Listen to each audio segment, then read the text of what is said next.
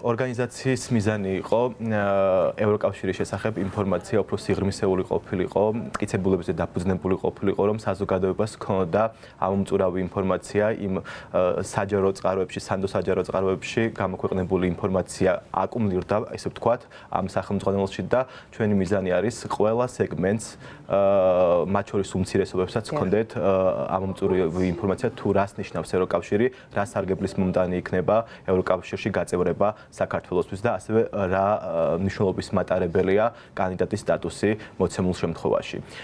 პროექტის ფარგლებში მომზადდა ბროშურა სახელმძღვანელო, რომელიც ითარგმნა 3 ენაზე, გამოიცემა დაიბეჭდება ქართულად, აზერბაიჯანულად, სომხურად და ასევე რაც ყველაზე მნიშვნელოვანია აფხაზურ ენაზე.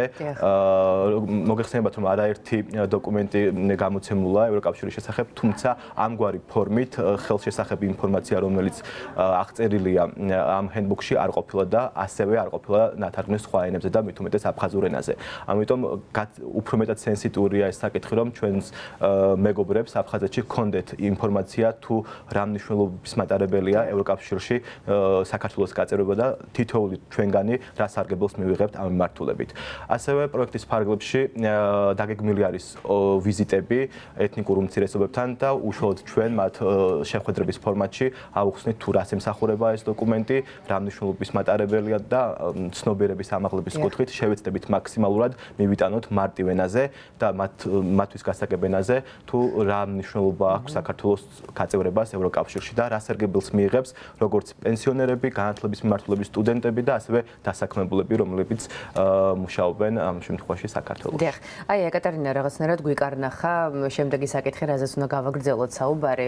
ვისაუბროთ იმაზე, რა არის ის მთავარი იდეა, რომლის ირგვლივაც ერთიანდებიან ევროკავშირის წევრი ქვეყნები და ამასთან ერთად რა სიკეთეების და სარგებლის მოტანა შეუძლია ამ შესაძლებლობას მოქალაქეებისთვის, იგივე მშვიდობის, უსაფრთხოების, ეკონომიკისა თუ რაღაცა ჯანდაცვის მიმართულებით.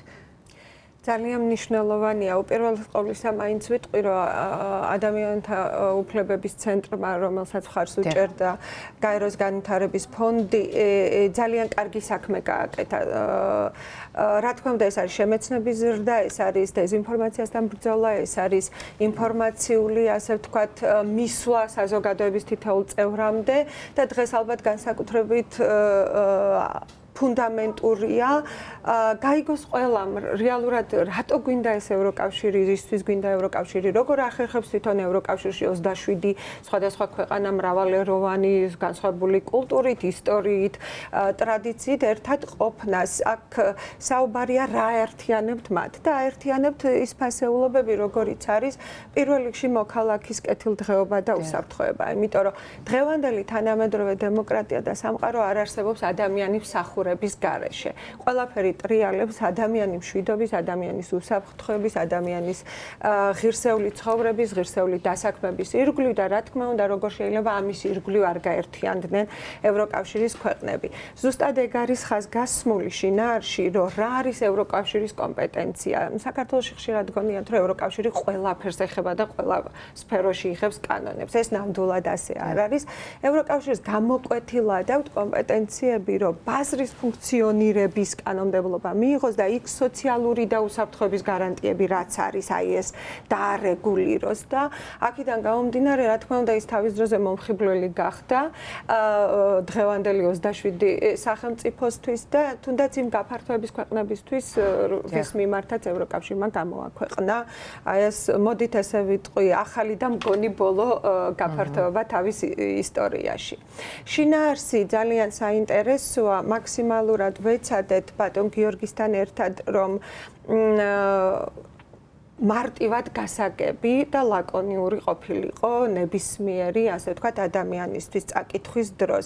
ეს არის თუნდაც მინიმალური ანაზღაურების სქემები ევროკავშირის ყველა წევრ ქვეყანაში, საპენსიო მინიმუმი ევროკავშირის წევრ ქვეყანაში, საბანკო და სასესხო პოლიტიკა ევროკავშირის წევრ ქვეყანაში და გარდა ამისა გაფართოების, ასე ვთქვათ, ქვეყნებში, ზოგიერთი გაფართოების ქვეყნების მოდელებიც არის, ასე ვთქვათ, მოცემული. თუნდაც განსხვავებისთვის, რომ აი ევროპა უკვე ეს არის და ვინც ევროპისკენ მიდის, კიდევ რა გზა უნდა გაიაროს, აი იმ კარგ სტანდარტთან მივიდეს.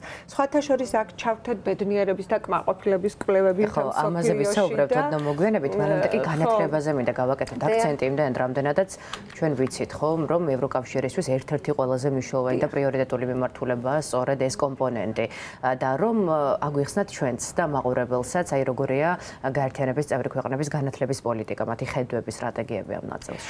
ძალიან საინტერესოა ისო განათლების პოლიტიკას თითოეული წევრი ქვეყანა განაგებს. ეს არის ეროვნული თავიანთი, ასე ვთქვათ, ინდივიდუალური ხედვის ნაწილი.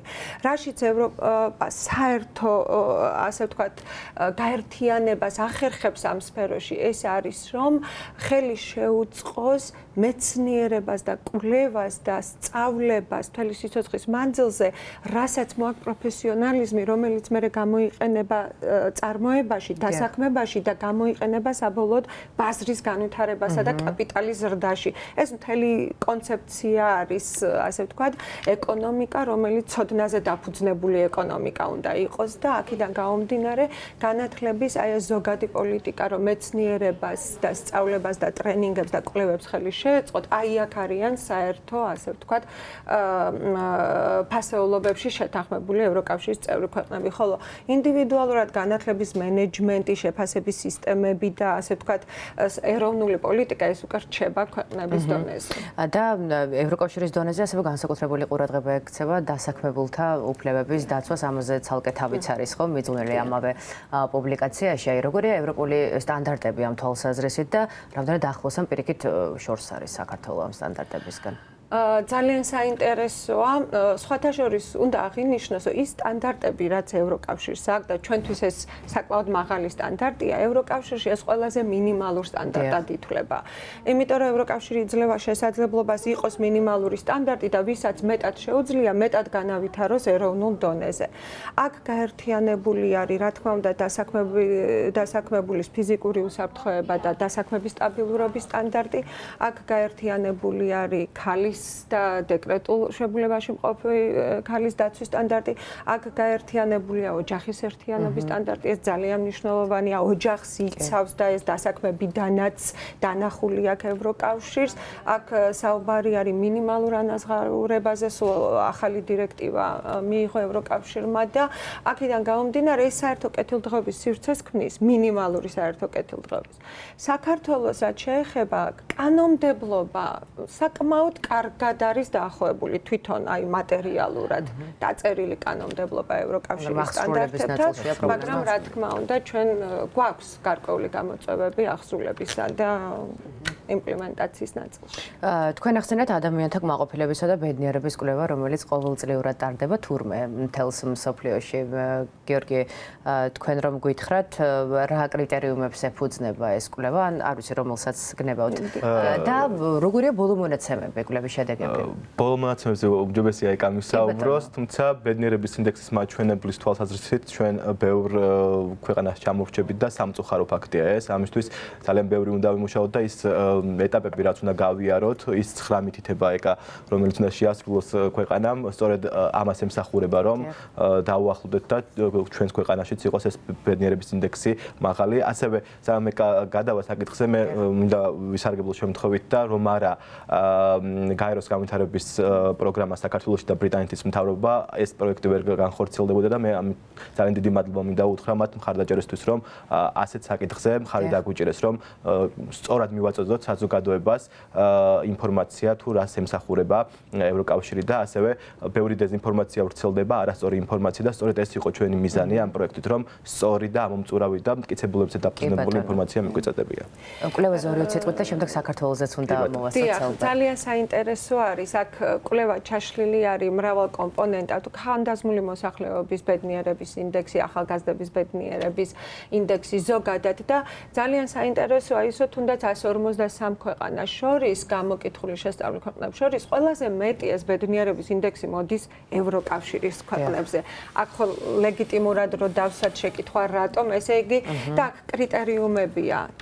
ანუ დასაქმებაში უფრო კმაყოფილები არიან, სამომხმარებლო ფასებში უფრო კმაყოფილები არიან, თავისუფლების და პირადი თავისუფლების ნაწილში და გამოხატვის ნაწილში უფრო თავისუფლები არიან, მართლმსაჯულების ნაწილში უკეთესად კმაყოფილები არიან და არის კიდევ ძალიან საინტერესო, რომ კეთილი გარემო და ზოგადად აი ესეთი სასიკეთო სამოქალაქო საზოგადოებაში ცხოვრება. ანუ ისეთი კრიტერიუმებია, რომ ეს მოწმობს, რომ ეს რაც ადამიანს უნდა და რაც მას ბედნიერს ხდის, ესე იგი არის ძირითადად აკუმულირებული ამ ევროპის ქვეყნებში და რა თქმა უნდა ეს ძალიან სანიშნიც უნდა იყოს საქართველოსთვის. ჩვენც გვინდა ასეთი კმაყოფილება და ბედნიერება. აი საქართველოს კონტექსტს მივადექით, საქართველოს მოსახლეობის აბსოლუტური უმრავლესობა მიიჩნევს, რომ ჩვენი ქვეყნის უალტერნატივო არჩევანი არის ევროპა, ხო მართალია?